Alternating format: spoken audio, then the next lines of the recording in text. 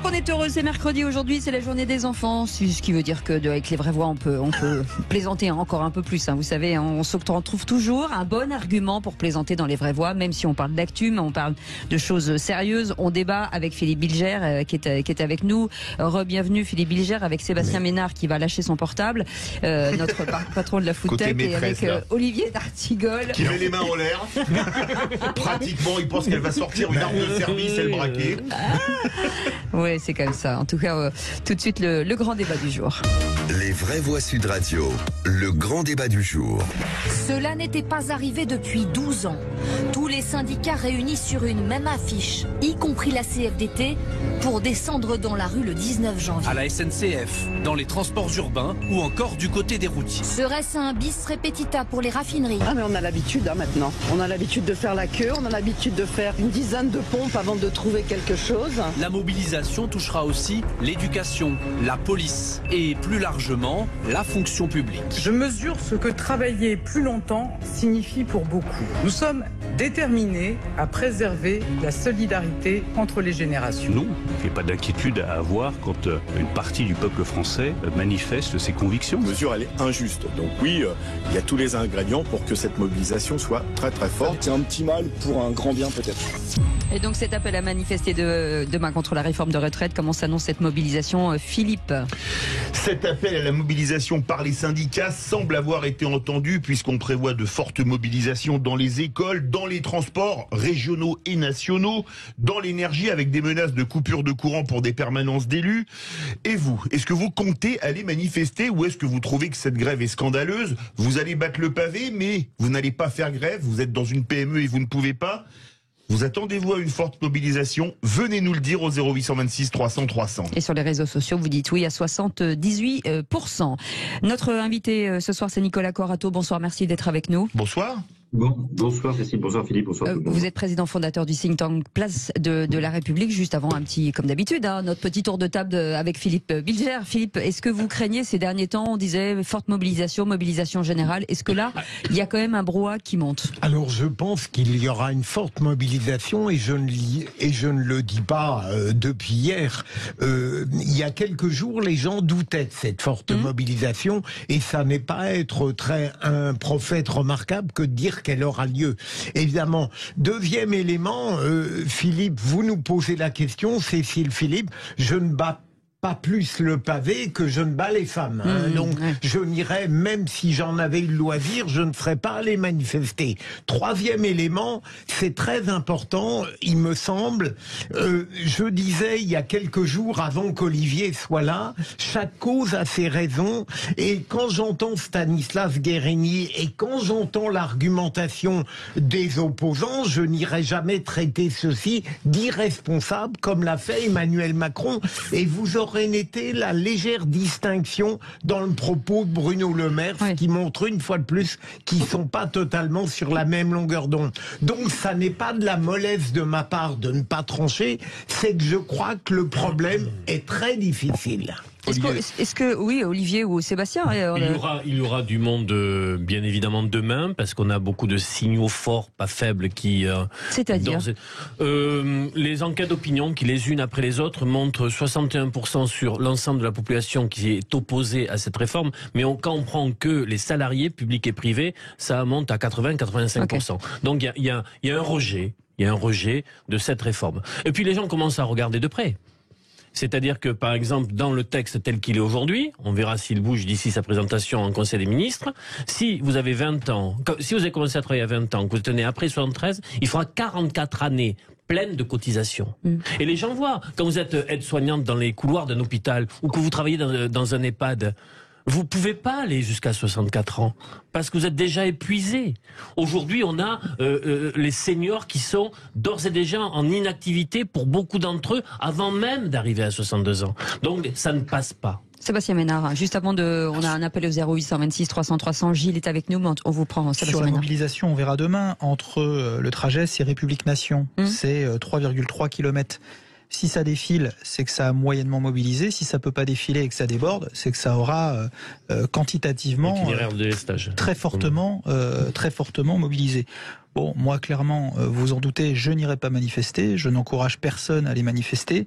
Non pas que je soutienne, je dirais, l'intégralité des mesures dans cette réforme des retraites. Après, la philosophie de la réforme, évidemment, intégrer la pénibilité pour celles et ceux qui ont aussi, et prendre en considération celles et ceux qui ont démarré très jeunes.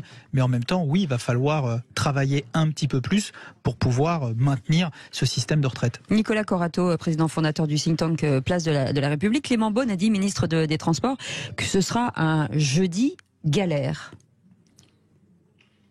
Oui, alors on voit bien poindre des premiers éléments de langage du gouvernement qui va être beaucoup sur la responsabilité, sur ne pas bloquer le pays, sur l'esprit des manifestants. On va voir s'il y aura des débordements. Tout cela est assez classique. Je veux dire, le gouvernement est dans son rôle et dans sa rhétorique habituelle par rapport à une manifestation et aux grèves.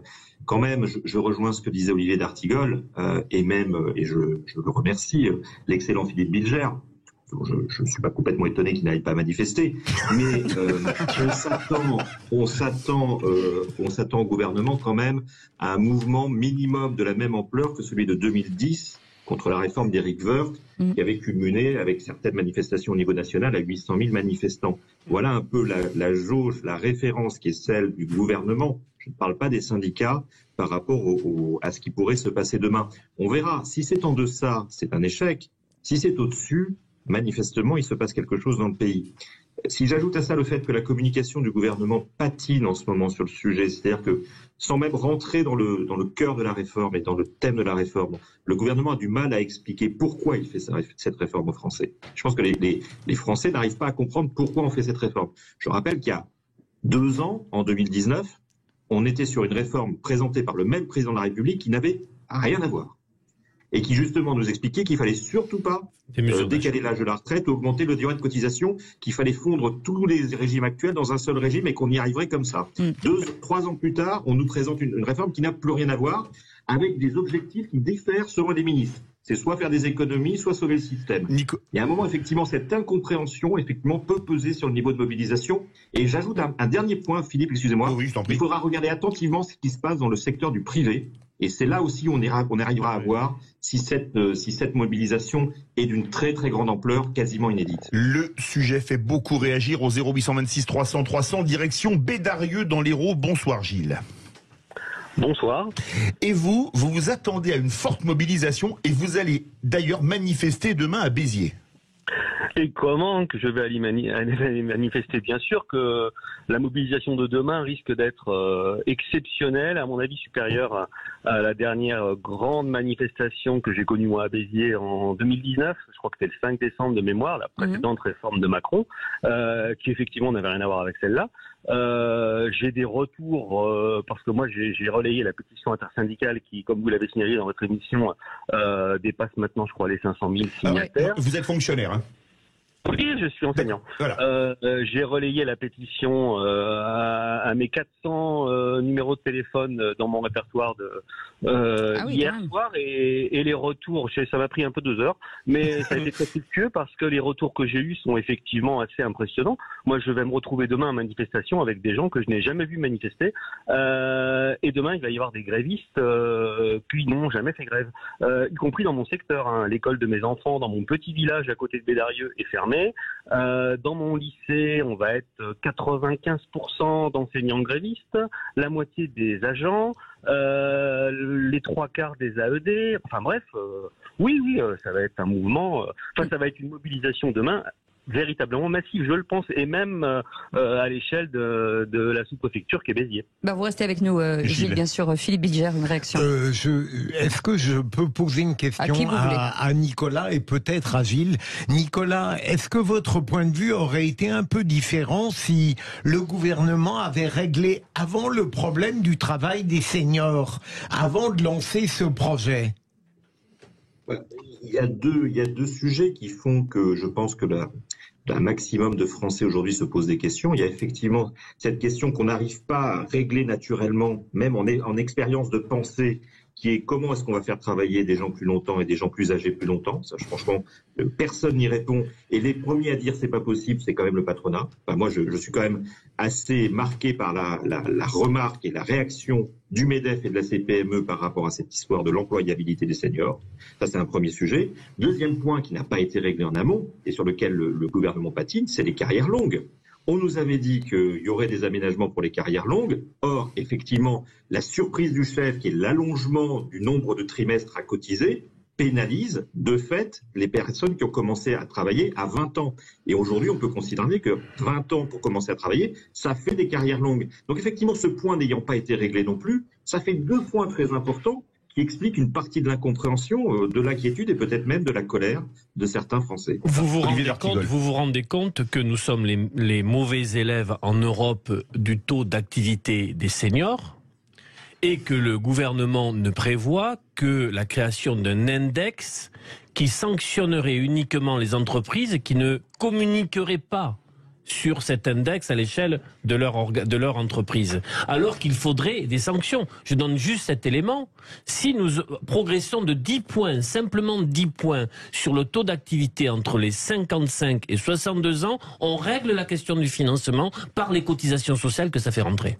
Gilles, qui est avec nous au 0826 300 300, vous qui êtes enseignant, lorsque vous entendez qu'Emmanuel Macron demain part en Espagne avec des ministres, le ministre de l'Intérieur mais aussi le ministre de l'Éducation nationale, est-ce que ça envoie un mauvais message pour vous ? Je m'en fiche un peu de savoir où sera Macron demain. Non, mais je voudrais répondre à votre dernier intervenant là qui cherche des sources de financement. L'Oxfam vient de dire, et ça a été relayé à l'Assemblée nationale et dans la réunion de la NUPES hier, qu'il suffirait de prélever 2% pour les ultra riches ou les ultra milliardaires, je sais même plus comment les appeler. Les milliardaires, les 42 milliardaires du pays. Ouais, voilà, et on règle le problème. Donc c'est une réforme de classe, c'est une réforme d'un gouvernement de nantis pour donner encore plus d'argent à ceux qui sont les plus riches dans ce pays. Donc c'est complètement scandaleux, c'est complètement injuste. Et j'espère que les Français demain seront nombreux, et pas que les fonctionnaires, parce qu'on oppose les fonctionnaires avec les gens du privé. Oui, peut-être que c'est plus compliqué pour les gens du privé d'aller manifester, mais justement, nous les fonctionnaires, c'est moins compliqué pour nous de le faire, et ben on le fait, et on le fait pour eux. Moi, je manifeste moins pour moi. Pour moi, la réforme, je vais travailler 6 mois de plus pour avoir une retraite à taux plein. Il fallait déjà que je dépasse les 62 ans pour le faire. Mais là, c'est la double peine. Là, maintenant, si je veux partir à 62 ans, je pourrais plus. Il faudra que j'attende encore 2 ans de plus. Et en plus, on me fait cotiser un peu plus longtemps. Non, c'est vraiment scandaleux. Bougez pas, Gilles ira manifester demain. Si vous n'allez pas manifester, dites-le nous au 0826 300 300. Aude vous attend au standard. Sébastien Ménard, une réaction peut-être. Et oui, enfin, on dit que les patrons, j'en suis, sont pas d'accord avec cette réforme des retraites. C'est totalement faux. On dit évidemment qu'il faut réformer le système de retraite, qu'il va falloir travailler plus longtemps pour pouvoir bénéficier d'une retraite à taux plein. Mais on dit aussi baisser les charges sur l'emploi, sur le travail, et des gens, on peut en recruter. Des seniors, on va pouvoir en embaucher ou on va pouvoir les garder. Il n'y a pas suffisamment déjà d'exonération de cotisations patronales. Mais moi, je trouve, monsieur, que je paye. Moi, monsieur, je trouve que je paye. 158 milliards d'aides aux entreprises dans notre pays. Mais moi, j'en fais pas partie. Vous pensez que toutes les exonérations en cotisations patronales sont justifiées ? Mais il y a des sur les SMIC, à 2,5 SMIC, c'est justifié aujourd'hui ? En tout cas, aujourd'hui, ce qui est certain, c'est que si vous baissez les charges patronales, ça libère, parce que évidemment, il y a des patrons qui en profitent pour eux et pour ne pas recruter, mais il y a aussi des tas de patrons très vertueux qui, moins de charges, c'est plus d'emplois. Voilà, plus d'emplois, c'est plus de seniors, c'est plus de jeunes, c'est plus de gens qui cotisent, et c'est moins de gens en galère.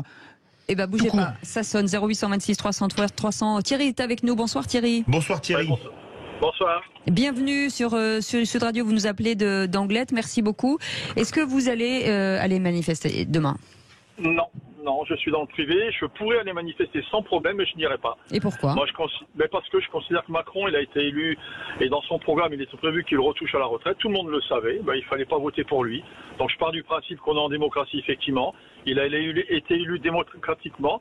ben, je dirais pas voter, je dirais pas manifester. Pourtant, j'ai déjà fait des grèves pour plein de choses, mais là, c'est se moquer du monde. On va élire un président et après on le conteste dans la rue. C'est quoi ça? C'est plus une démocratie. Il est élu normalement, donc il a dit qu'il touchait aux retraites. Il touche aux retraites. Après, ce qui me surprend, c'est que ce soit d'extrême gauche et extrême droite, personne ne parle de la retraite des politiques. On n'en parle jamais. Pourtant, il me semble qu'ils ont de bons avantages. Si c'est sûr que les cumuls des retraites des politiques, c'est faramineux. Quand je vois Hollande qui touche plus de 32 000 euros par mois, c'est une honte. On pourrait limiter, par exemple... Alors, je vous coupe à 32 000 euros par mois. Oui. S'il les a, c'est pas que les retraites. Parce que le président de la République, qui est membre de droit du Conseil constitutionnel, ça donne 13 ou 14 000 euros par mois. Oui, c'est une honte. On pourrait limiter à 5 000 euros. Je sais pas, voilà. Donc je dirais pas manifester et pas gêner du tout de ne pas les manifester. Je suis droit dans mes baskets. J'assume totalement. Restez avec nous, Thierry et Gilles, tous les deux. Philippe Bilger, vous vouliez réagir? Je trouve, Thierry, que votre propos est tout à fait vigoureux et est intéressant. Mais est-ce que vous considérez véritablement que le citoyen a été bien informé des projets sur les retraites du président de la République à partir de contradictions que lui-même a admises? Je pars du principe qu'à partir du moment où on sait que nos politiques sont loin d'être des gens de parole et honnêtes, je me dis qu'à partir du moment où on dit que je vais toucher aux retraites, il faut quand même s'attendre à ce que ça s'améliore pas, que ça se dégrade. Et comme on est en France toujours en train de regarder ce qui se passe à l'étranger, on prend toujours le plus mauvais à l'étranger. Vous allez voir, il va pas s'arrêter à 64 ans, on va y arriver à 70. On parle du Danemark qui parle de 70 ans, et on va y aller de toute façon. Et en cotisant à 44 ans, on dit il faut cotiser 44 années, mais personne n'a un emploi constant, on tombe au chômage, et toutes les périodes de chômage ne sont pas prises pour la retraite. C'est une rigolade. Et effectivement, on oppose le privé, le public. Oui, effectivement, le public, ils ont beaucoup d'avantages. Et alors, tant mieux pour eux, ils ont choisi le public. Tous les gens n'avaient qu'à aller dans le public. Et puis voilà, il fallait aller dans le public, il fallait réfléchir avant. Voilà, donc... Merci beaucoup. Juste le mot de la fin avec Nicolas Corato. Vous avez 30 secondes, justement. Alors, vous voyez le pour et le contre. Un j'irai et un j'irai pas. Non, mais il y a un problème de calendrier. D'abord, en France, il n'y a pas de mandat impératif. Donc, c'est pas parce que vous êtes élu sur un programme que vous êtes dans l'obligation de le mettre en œuvre. Il y a un problème de discernement, c'est-à-dire est-ce que c'est la bonne période actuellement avec la crise que connaît la France et pour les problématiques géopolitiques pour diviser le pays. Troisièmement, on va me dire c'est jamais la bonne période et on aura raison. Mais troisièmement, il faut regarder le passé. On a eu quasiment une réforme de retraite par quinquennat ces 20 dernières années. Et à chaque fois, on nous explique qu'il faut sauver le système au prochain quinquennat. Il y a un moment quand même où ça pose une difficulté sur la manière dont les hommes politiques dans ce pays arrivent à être quasiment efficace. Ça sert à rien de mettre les gens dans la rue une fois tous les 5 ans pour ne pas arriver à ses fins, c'est-à-dire à pérenniser un système auquel tout le monde tient. Merci beaucoup Nicolas Corato d'avoir été avec nous, président fondateur du think tank Place de la République. Merci Thierry, merci Gilles de nous avoir appelés. Et puis vous le savez, à partir de 18h50, vous pouvez nous rappeler si vous voulez recommenter ce débat, ce grand débat du jour. Vous restez avec nous dans un instant. On se détend. On a Simon qui nous attend au standard pour jouer contre l'un de nos éditorialistes du jour. J'espère que vous avez regardé un petit peu l'actualité, messieurs, parce que je pense que ça va être sévère ce soir. Tout de suite, le quiz, juste après la petite pause. Bienvenue, c'est Les Vraies Voix.